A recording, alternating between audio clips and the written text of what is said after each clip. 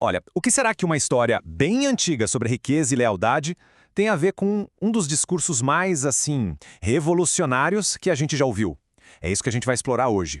Existe um princípio ético muito poderoso que liga esses dois mundos. E ele mostra uma visão bem radical do que realmente significa ir além das regras. Então, vamos fundo nisso. A grande questão é essa. Qual é o fio invisível que conecta a vida de Abrão, um patriarca de, milhares de anos atrás, com os ensinamentos lá do Sermão da Montanha? À primeira vista, parece que são coisas de universos diferentes, né? Mas a resposta revela uma visão surpreendente e muito consistente sobre o que significa ser, de fato, justo. Bom, para começar, a nossa história parte de uma situação que, olha, talvez seja bem familiar, quando o sucesso acaba virando um problema. É isso mesmo. Vamos conhecer Abrão e o sobrinho dele, Ló. Os dois parentes ficaram tão, mas tão prósperos que a terra que eles dividiam simplesmente não dava mais conta. E isso, claro, acabou criando um conflito que era inevitável. Pensa só na cena. Os dois eram absurdamente ricos. A gente está falando de rebanhos, gado, ouro, prata. A terra simplesmente não conseguia mais sustentar todo mundo. E aí, o que acontece? Começa a dar briga entre os pastores de cada um. É o primeiro grande teste de caráter da história. E o mais curioso é isso, é a abundância, e não a falta de coisas, que está criando toda a tensão. E é exatamente aqui que a história dá uma virada completamente inesperada. Pensa bem, Abrão era o mais velho, o líder do clã, ele tinha todo o direito de chegar e falar, a melhor terra é minha. Certo? Mas ele faz o exato oposto. Ele vira para o sobrinho Ló e entrega a escolha para ele. É um ato de generosidade, assim, absurdo que coloca a paz muito acima de qualquer privilégio. Beleza, a generosidade do Abrão resolveu um problema, certo? Certo. Só que a escolha do Ló acaba criando outro. Ele decide se estabelecer ali, pertinho da cidade de Sodoma. E essa decisão coloca ele num perigo danado e prepara o palco para um teste ainda maior.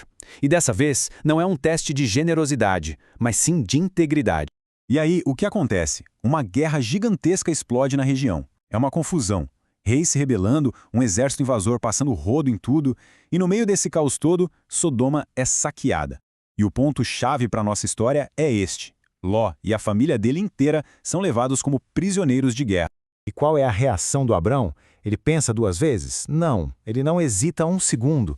Ele mobiliza a força militar particular dele, estamos falando de 318 homens treinados, e arrisca absolutamente tudo para resgatar o sobrinho. O mesmo sobrinho que, vamos lembrar, tinha ficado com a melhor parte da terra, né? É um ato de lealdade que vai, muito além de qualquer obrigação. Mas olha, a parte mais reveladora mesmo acontece depois da vitória. O rei de Sodoma chega e oferece para o Abrão todos os bens que foram recuperados. Era uma recompensa de guerra padrão, esperado. E a recusa do Abrão é categórica. Ele deixa muito claro que não vai pegar nada, nem um fio de linha. Por quê? Porque ele quer que todo mundo saiba que a prosperidade dele vem de outro lugar, e não de favores políticos. A integridade dele simplesmente não estava à venda. Ok, então Abrão tem riqueza, tem sucesso militar, tem uma integridade a toda prova, parece que tá tudo certo, né? Mas não. Ele enfrenta uma crise pessoal profundíssima. Ele não tem herdeiros. Todo o legado dele, para todos os efeitos, não tinha futuro nenhum. E é nesse momento de total desespero que ele recebe uma promessa. Uma promessa que desafia, assim, toda a lógica. A promessa de uma descendência tão numerosa quanto as estrelas no céu. Isso para um homem já idoso e sem filhos, percebe? Esse teste não é sobre fazer alguma coisa, é sobre acreditar. É um teste de fé num futuro que ele não consegue nem ver, nem sequer imaginar. E aqui, olha, aqui está o ponto central de toda a história dele. O texto não diz que Abrão foi considerado justo por causa da generosidade dele, ou pela bravura na batalha, não. Diz que foi a fé dele, a confiança que ele depositou naquela promessa impossível, foi isso que o definiu como uma pessoa justa. Certo. Agora, vamos fazer uma ponte. Vamos sair da história do Abrão e olhar para o princípio por trás das ações dele. Porque o que a gente viu na vida dele é basicamente a personificação de um padrão ético. Um padrão que só seria colocado em palavras, articulado muitos e muitos séculos depois. A gente pode chamar isso de o padrão superior. E o que é isso? É uma ética que não se satisfaz só com o seguir as regras. Ela exige algo muito mais profundo, uma transformação do caráter. Uma transformação que, naturalmente, leva a pessoa a agir de formas que vão muito além do que é esperado. exatamente como a gente viu com Abrão. Então, vamos pensar juntos. Se a vida de Abrão foi a prática desse tal padrão superior, onde é que a gente encontra a teoria, a articulação mais clara disso? A resposta está lá na frente, séculos depois, no Sermão da Montanha. É ali que aquela ética que Abrão viveu na pele é transformada num ensinamento direto e, olha, bem radical.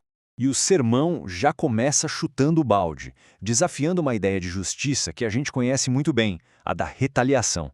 Sabe, olho por olho, dente por dente. Parece justo, né? Equilibrado. Mas o padrão superior vira isso de cabeça para baixo. Ele exige uma resposta que, à primeira vista, parece totalmente lógica. Não só não retaliar, mas até oferecer generosidade diante de uma ofensa. Lembra daquela hora em que o Abrão se recusou a pegar as coisas do rei de Sodoma?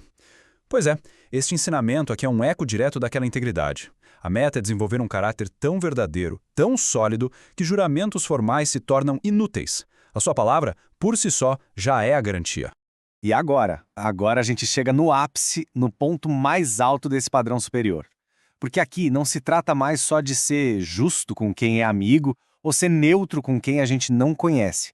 A exigência é estender amor e boa vontade e de forma ativa para quem é adversário.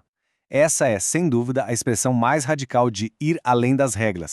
Então, como é que a gente une essas duas pontas? A vida do Abrão e os ensinamentos do Sermão da Montanha. Mesmo com séculos de distância entre eles, os dois estão apontando o tempo todo para a mesma visão do que significa ser uma pessoa de verdade justa.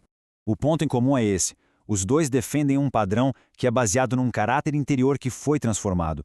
A generosidade, a integridade, a fé do Abrão, nada disso era resultado de ele seguir uma listinha de regras. Era o fruto de quem ele era por dentro. E da mesma forma, o Sermão da Montanha não fala só sobre o que fazer, mas sobre o coração que está por trás do que a gente faz. E esse é o chamado final, a grande meta desse padrão superior. E quando se fala em perfeição aqui, não é no sentido de não cometer nenhum erro. É mais no sentido de uma orientação completa, de uma integridade total de caráter. Uma integridade que reflete um ideal muito mais elevado, que vai muito além de simplesmente cumprir a lei.